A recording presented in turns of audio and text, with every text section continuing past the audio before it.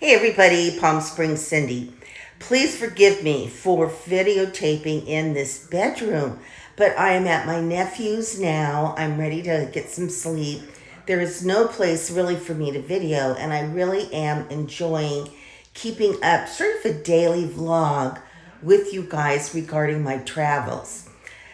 This morning we woke up and we had to we bought passes to visit and to have a tour, a guided tour of two antebellum homes in Natchez, Mississippi. So we spent the night in Natchez, and then in the morning our tour started at 9 o'clock at the home called Longwood. Now, Longwood, let me give you a little. I did not take pictures. Number one, they frowned upon videos and stuff. Well, I shouldn't say they frowned upon it, but they had signs about, don't use flashes or whatever. But to be honest, I really wanted to enjoy the tour without, videotaping and taking pictures and all of that. So I'm just going to kind of tell you a few things. This is what I learned, that plantations, of course, are the ones where cotton, corn, tobacco were grown, one or all three. Now those plantations were in Louisiana, not Natchez. Natchez has too many. The topography is not flat enough. But the plantation owners, who were so wealthy, in fact, there were more millionaires in Natchez, living in Natchez, during the Civil War era than in all of, I want to say, the world.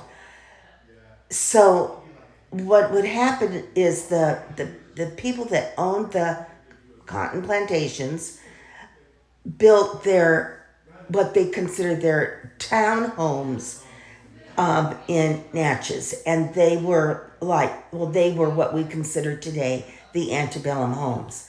So one of them was built. This one we visited was Longwood, and it's an octagon shaped home, and I'll show you some pictures from just the internet. But the family that built this, they lived in the basement while it was being built, and then before it was finished, the war broke out. The owner died. Left his young wife with 8 children. I think it was 8, maybe 10. And they had to survive the war. She lost everything. Had to sell everything she owned. Ended up planting flowers in her acreage, in her yard, and selling flowers on the street. But did manage to send all 8 of her children, 4 girls, 4 boys, for them to get a good education. That was her big thing. And so that was the story of the Longwood home.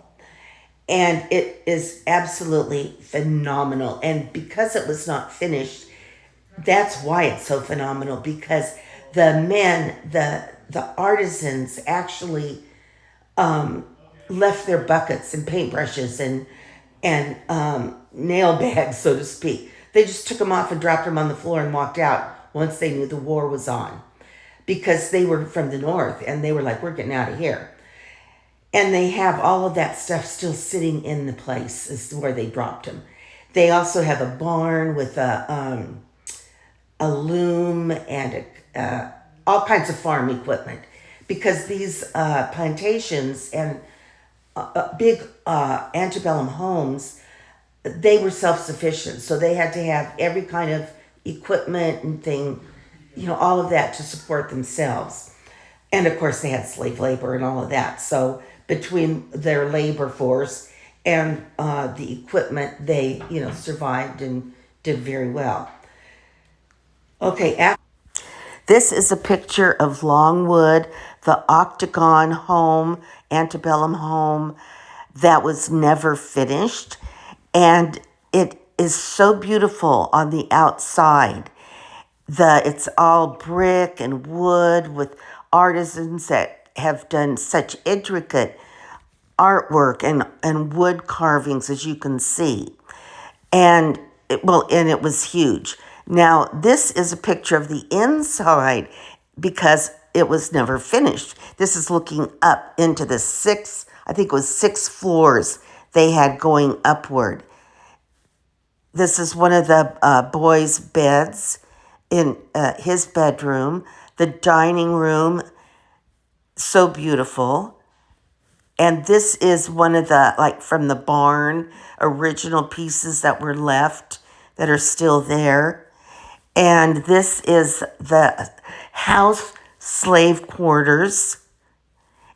And this was the original kitchen that ended up catching fire. But it's still sitting there just like that. Kitchens were outdoors. The Longwood house, we went to the Stanford house, I think. I forget, I'll put the name. And it is considered the most decorative antebellum home still standing. Now, these 2 homes are owned by, like, the garden club, the ladies that take care of them, that give the tours, that know the history, and they do a wonderful job. And you can be married in them, and they still have functions in them. They actually have the original furnishings, not all of them, but they're gathering some of the, more and more they're gathering, finding the original furnishings, the original dishes, things like that. So, and if they don't have them, they have period pieces that would have been the same from photographs or whatever they can decipher, like what the draperies would have been, what the rugs would have been, and so on. So they've been very well maintained and very opulent. It's just, you guys, it just blew my mind how some of these, of course they were the 1%, how they lived. Just, like I said, I'll try to pull some pictures off from online. This is Stanton Hall. Look how ginormous. It is the most decorative of all the antebellum homes.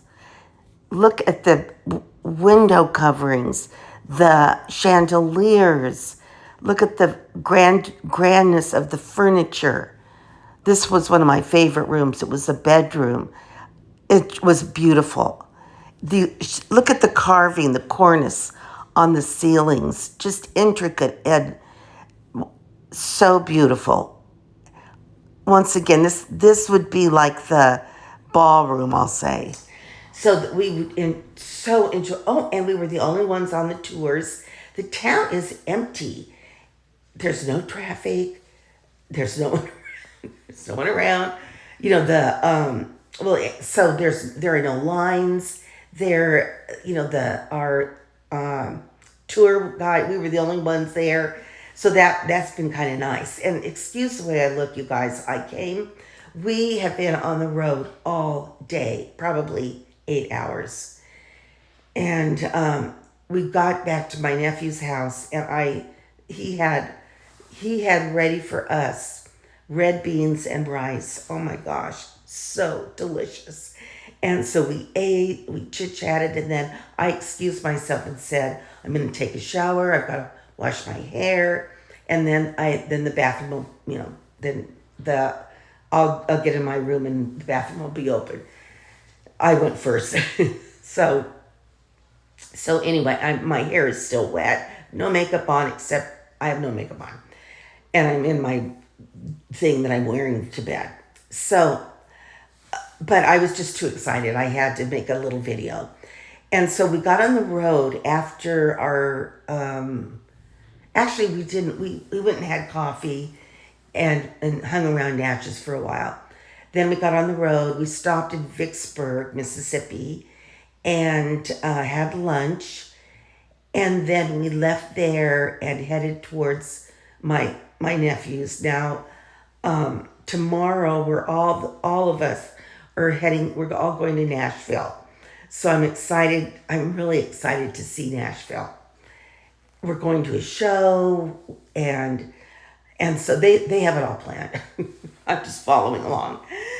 So that I'm thinking, what else do I need to say other than thank you for following along with me on my vacation. I am loving your comments, and I'm loving that you are enjoying the trip along with me. So this is just a short little video to say hello, to say that what we did today, and then I'll try to attach some pictures. P.S. I love you. Mwah. Until our next conversation. Bye-bye.